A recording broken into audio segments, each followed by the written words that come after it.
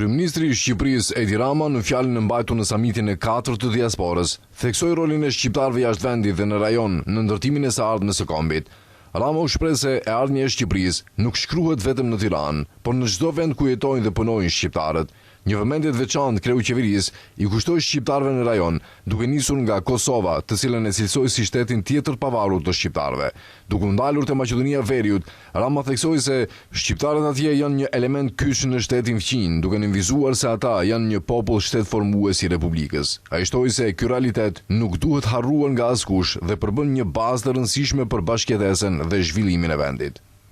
Por pa diskutim e ardhmja e Shqipërisë shkruhet edhe kudo ku shqiptarët jetojnë rreth e rrotull kufive të Shqipërisë, duke filluar nga shteti tjetër i pavarur i shqiptarëve Kosova, e pastaj edhe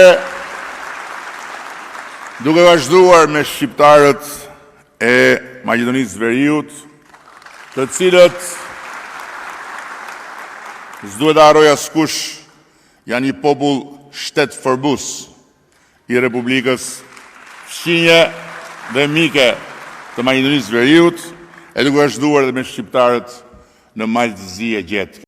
Kryeministri Rama përmendi gjithashtu edhe shqiptarët në Malin e Zi dhe në treva të tjera, duke theksuar se shqiptarët kudo që jetojnë janë pjesë të njëjtit identitet dhe kontribojnë në forcimin e lidhjeve kombëtare. Ministri për Europën dhe punët e jashtme i Shqipërisë, Ferit Hoxha, theksoi se historia e diasporës është histori sakrifice, qëndrese dhe përkushtimi.